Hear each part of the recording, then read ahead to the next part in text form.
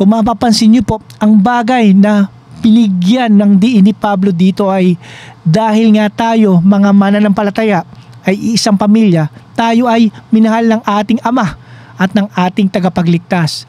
At umaagos sa pag-ibig na ito ay ang dalawang pagpapala sa lahat ng kanyang mga anak.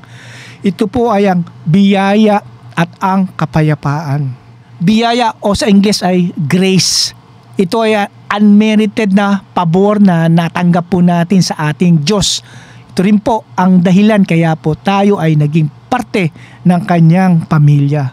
Kapayapaan o hindi mapapantayan na kasiguruhan at kaligayahan sa loob ng pamilya ng Diyos. Ang lahat po ng ito at higit pa ay napasa atin dahil po tayo ay may isang pananampalataya at tayo ay bahagi ng pamilya ng Diyos. Ang biyaya ng Diyos ay ang nagbibigay ng inspirasyon sa kabanalan at ang kaligtasan na kanyang ibinigay sa kanyang mga hinirang ay siya namang nagbibigay ng inspirasyon sa paglilingkod. Ang mga nakakaunawa ng pag-ibig ng Diyos para sa kanila at ang kanyang pinangako na kaligtasan bago pa nagsimula ang panahon ay tutugon ng pagmamahal at paglilingkod sa ating Diyos. Gagawin nila ang pagtugon na ito hindi dahil po sa obligasyon kundi bilang pasasalamat sa Ebanghelyo, sa kaligtasan at kapatawaran sa ating kasalanan na ibinigay sa atin ng Diyos. Hindi po dahil sa may ginawa tayong mabuti. Ito po ay dahil sa matuwid na buhay at pagkamatay sa krus ni Jesus ang Kristo, ang tagapagligtas. Tayo po ay manalangin.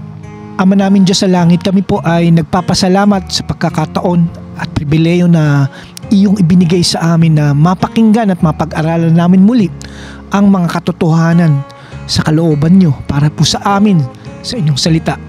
Salamat po Panginoon sa biyaya, salamat po Panginoon sa kapayapaan, mga pagpapala na araw-araw naming tinatamasa, pagpapala na nagmula sa iyo o takilang Diyos. Salamat din po at kami po ay naging kabahagi sa isang pananampalataya na pinagkatiwala ninyo sa amin. Nawa po na sa tulong ng banal na Espiritu ang mga aral na ito na iyong ipinagkatiwala po sa amin ay amin rin po maipangaral at maipahayag sa komunidad na aming ginagalawan. Ito po ang aming panalangin sa ngalan po ni Jesus. Amen.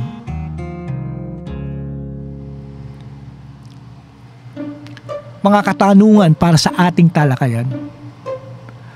Paano inilarawan ni Pablo si Tito dito sa unang bahagi ng verse 4? Inilarawan ni Pablo si Tito sa panimula ng kanyang liham bilang kanyang tunay na anak sa iisang pananampalataya.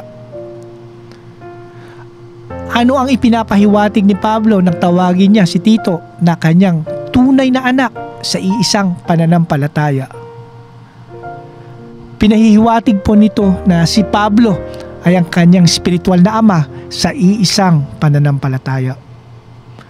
Ano ang ibig sabihin ng iisang pananampalataya? Iisang pananampalataya ay tumutukoy sa mga aral ng ating pananampalataya o sa mga aral na pinagkatiwala ng Diyos sa bawat mananampalataya. Paano nilarawan ni Pablo ang Diyos at si Jesus? Inilarawan ni Pablo ang Diyos bilang Ama at si Jesus bilang Kristo at tagapagligtas. Ano ang dalawang pagpapala na binanggit ni Pablo na nagmula sa Diyos? Ang dalawang pagpapala na binanggit ni Pablo na nagmula sa ating Diyos ay ang biyaya at kapayapaan. Bilang mga mananampalataya, ano po ba ang dapat nating maging tugon sa biyaya at kapayapaan na ibinigay sa atin ng ating Diyos?